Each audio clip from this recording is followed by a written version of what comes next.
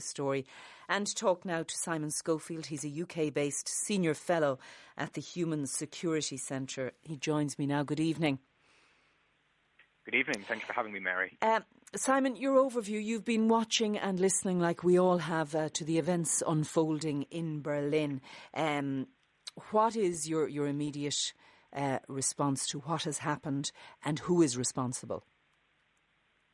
Well, first off, obviously, it's absolute horror that there will now be 12 empty chairs at Christmas dinner that didn't have to be there, and that's a terrible shame. But from a security point of view, it's a fairly classic now jihadist attack to use cars or vehicles as weapons. It was first popularized by Al-Qaeda in their Inspire magazine.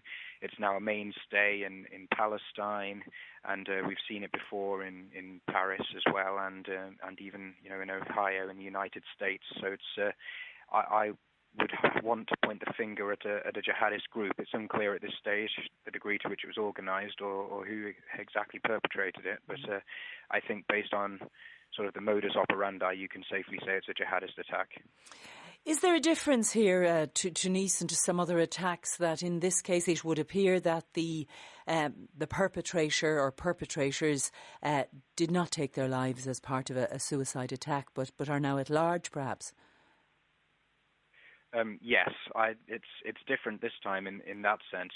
I'm very clear that I don't believe the man in custody is the man responsible for this attack. At all. Contacts I have inform me that the man in custody was a man from Balochistan in Pakistan, and that he is from actually quite a secular area in Pakistan that doesn't sort of indulge in jihadist extremism, and that he's absolutely innocent.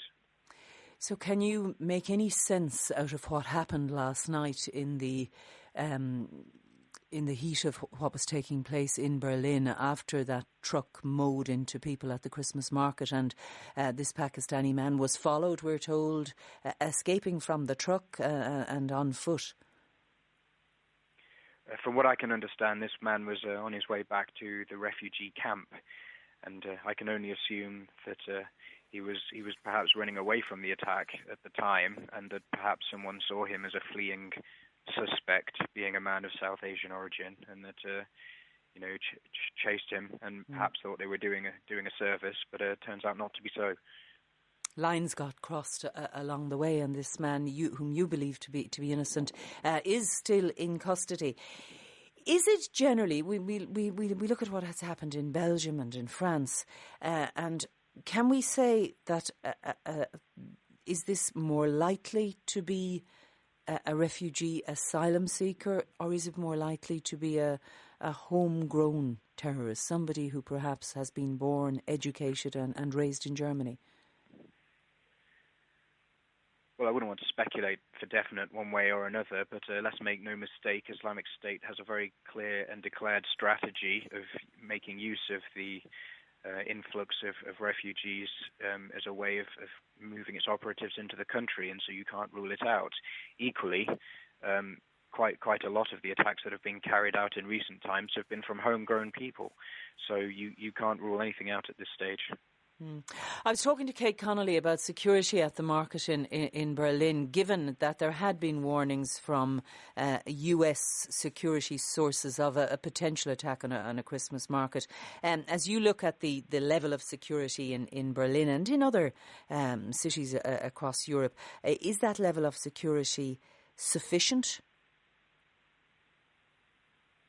It's always a trade-off with security and liberty. If we locked every citizen in a cage, then they'd certainly be permanently safe, but they wouldn't be very, very free. So there's always going to be a trade-off to a degree. If you look at Newcastle in the United... Sorry, I was going to say, she talked about people now saying, you should have bollards, there shouldn't have been access to the Christmas market area. So basic security measures.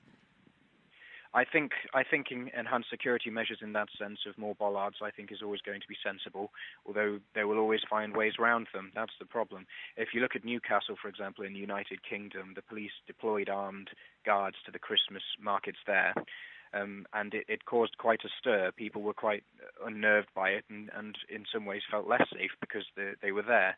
So I suppose that's the trade-off you make. Again, we're talking generally, but if this is an Islamic State attack or Islamic State motivated attack, what is generally the modus operandi in terms of claiming responsibility? Well, Islamic State are very clear that they only claim responsibility for attacks where the person has declared themselves an ally of the Islamic State prior to that. They're surprising in that sense, in that a lot of other jihadist groups tend to clamour to take credit for whatever they can to enhance their own image, but they seem to be quite meticulous in that regard. Simon Schofield, Senior Fellow at the Human Security Centre, thank